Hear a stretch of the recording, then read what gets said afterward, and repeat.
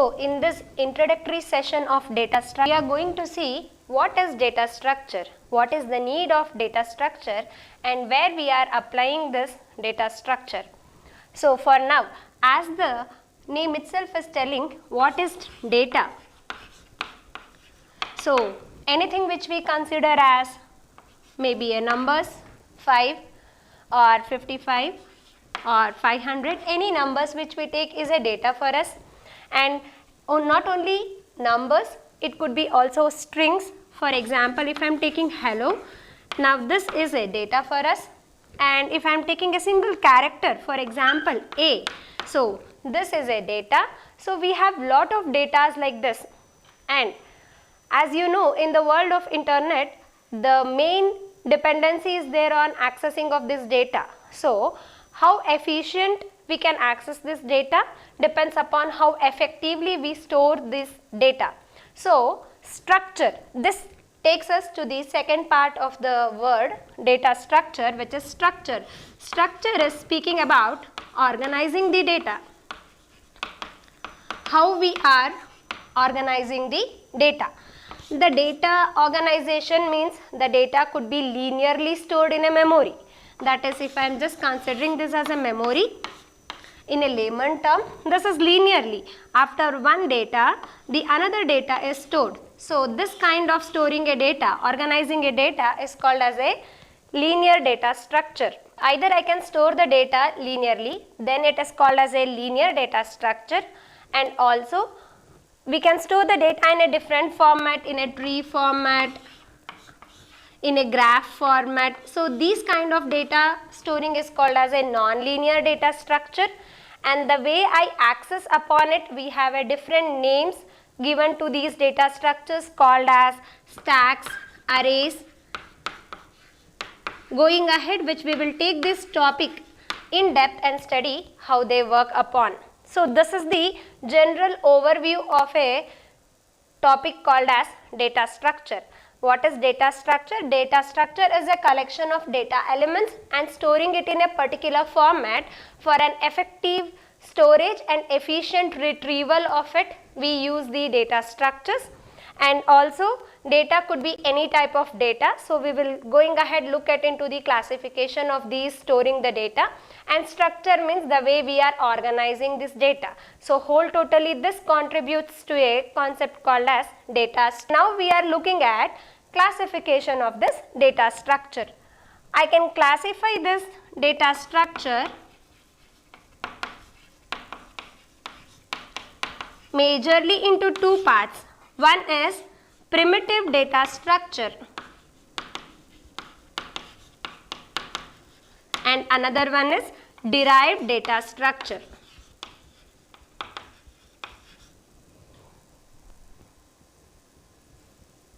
Primitive types and another one is derived data types. So next, if we consider the primitive data structure, which are those primitive data structure?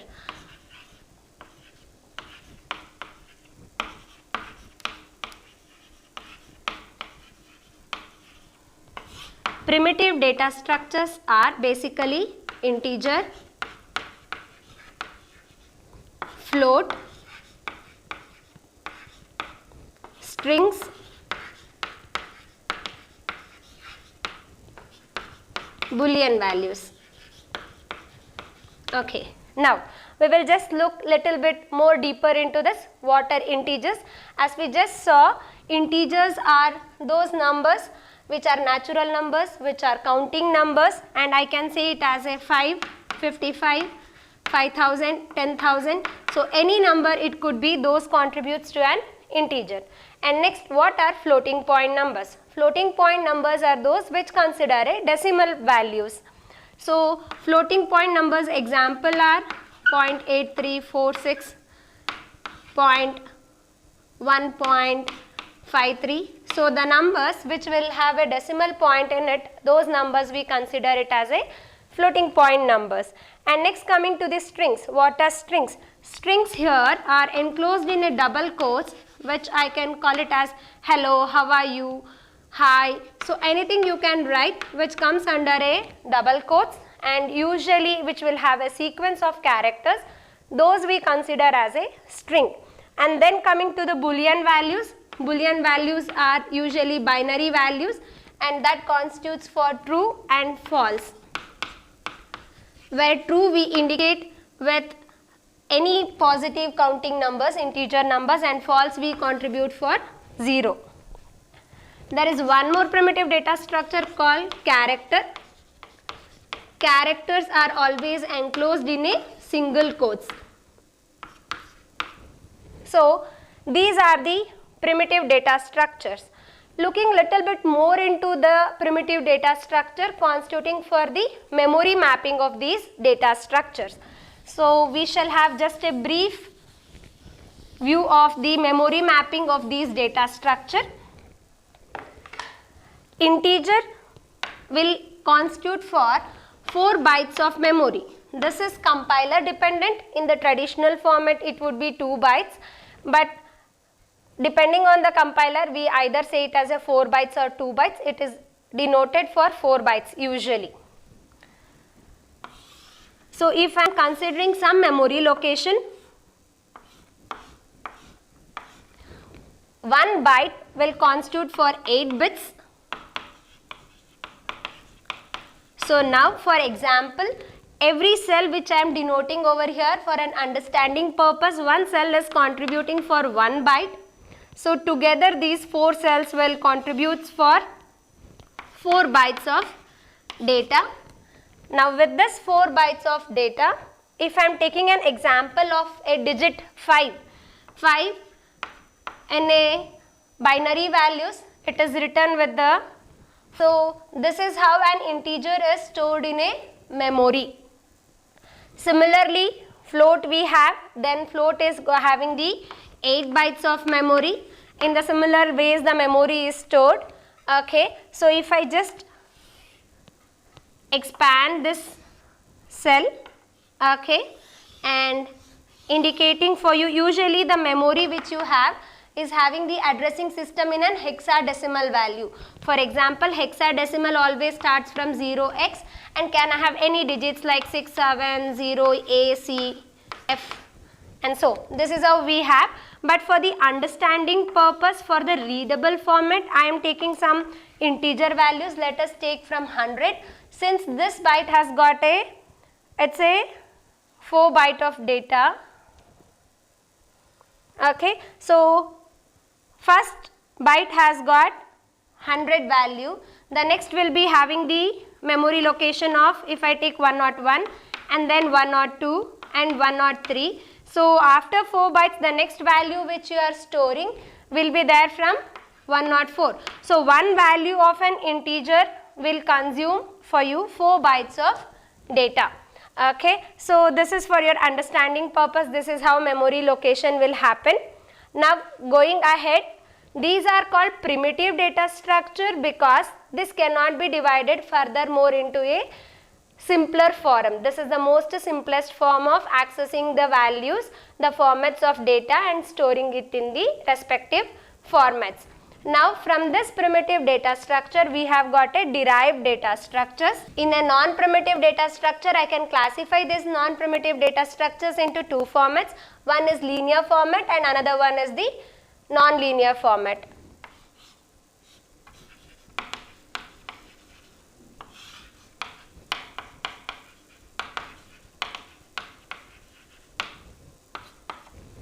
So which are the linear data structures we are seeing? One is the array and then stacks, linked list,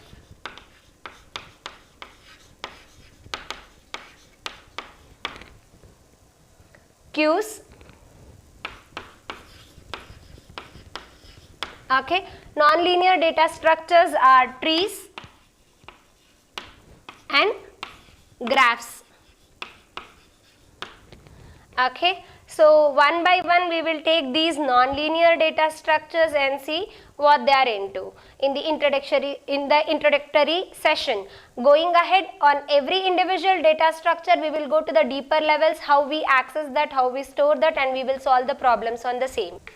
So starting with arrays.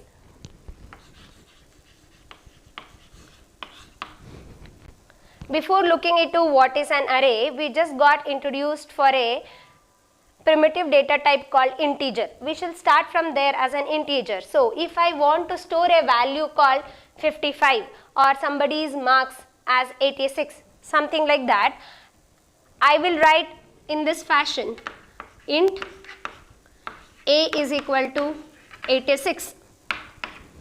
So now what is this? Here int is a data type which is telling that it is an integer value. So int is a data type and a is a variable.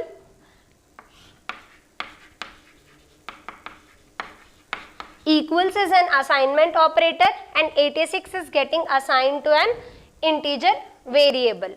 Okay, so this will consume according to us 4 bytes of memory. According to the compiler which we are considering, this will consume 4 bytes of memory. Okay, now what is the drawback of this? For example, and also one point to remember over here is, whatever the fashion which we are writing, this is the language specific. So we are here considering the C language. Suppose if you go for Python, Pascal, COBOL, some other different languages, the pattern of specifying an integer value could differ. So we are here sticking on to a language called C programming. Okay, in that context, the syntax of C programming is like this: we write a data type, we use a variable, and then we can assign a value. So this is how we will access the integer value. But what is the need of an array? The drawback over here is, in my class I have 60 students, and how do I access the 60 students marks together? Having A1, A2, A3 up to A60 does not make feasible with respect to a programming language. So what we do is, we move to a next data structure called as array. Okay, so how does array look? Array looks something like this. It can grow at the either end. So I am taking array in this fashion. Okay, either it can grow towards its left or right. So some part of the memory which we are considering. Okay, here the number of cells which I am indicating, it can store 5 values. So how I will declare an array? If I want more than one value, I will write int a of 5. So this is capable of storing 5 values at a stretch. Okay, so what is the syntax of declaring an array over here? It's a data type, a variable name, and a size which we have used over here, which is indicating the size. One thing in an array which you have to note is, you have to always specify a constant number while writing the size. You can use at a point where you define macros and define some value for n. However, at this point of time on the 5 you cannot use like this. In this context, here I can store 5 values. Similarly, if I write int a of 60, I can store 60 consecutive values together at a stretch. Okay, now with this 5 value example which I have taken, suppose if I want to store 10, 20, 30, 40 and 50, something I have stored like this 5 values, we have to note that array index will always starts from 0, 1, 2, 3, 4. Okay, this is how array indexing start, and as we have already seen, every cell will have a hexadecimal value as an addressing system. But for our readable format, we will take some integer numbers. So if it is starting from 100, what would be the next cell address? Because here we have considered an integer will take 4 bytes of memory. Here the next cell address would be 104, and next is 108, and so on, plus 4, it goes like this. Okay, that is how we store the array, and that is how the address of those particular array is stored. Why we are speaking about the memory mapping over here? You should understand that. So why we are speaking about the memory addressing over here is, array allows for us a random access. So what is this random access? Any value is accessed at a constant time. For example, I can define a formula to access some value which you want. Suppose the third value which you want, this is the formula we go with. If you know the base address, then it is base address, which value you want, plus if I want the third value over there, if I am indicating that as I, where I is equal to 3, third value which I want, into the size of the data type. So size of the data type, we will just solve this now. Base address is 100 for us, so I have taken 100 over here, plus what is the I value, third value which I want, and size of the data type is 4. So 4 3s are 12 plus 100, so it is 112 which we are getting, and now this will indicate for us the third value has an address of 112. So in this fashion, array can access any value at a given point of time, so it takes only one cycle to access this. That's how array becomes very efficient to access the values. Now, there are few more features of array which we have to look upon. According to the example which we considered, an array can store a of 5 can have a values, okay, 5 values which it had. One thing which you are supposed to observe over here is all the 5 values which we have taken are of similar data type. Okay, so all these values are of integers. Similarly, I can also consider something like this. Okay, hello. So here also all the characters which is a string is of same data type, and both these example holds good for an array. If I write something like this,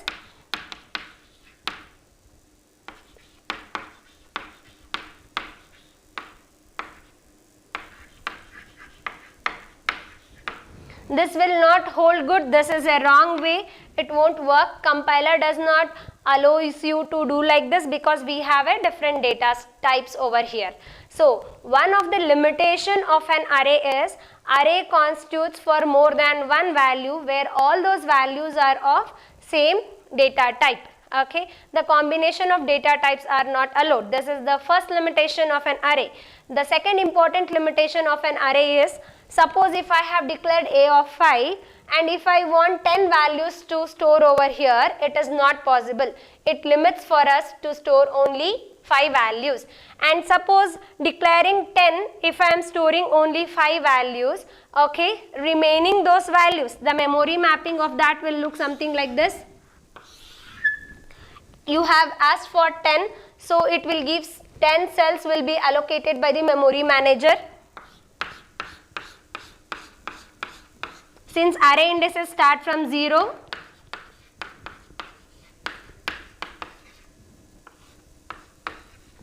okay, so hello is there, HELLO. All the remaining cells will have a null value stored in it, and this part of the memory is blocked. It could neither be used by other variables, and it is also wastage at this point of time because this variable is accessing only 5 cells. So this is the second limitation of array, where you have allocated excess memory. The excess memory is of waste. Okay, so this is compile time memory allocation. These two are the major limitations of arrays.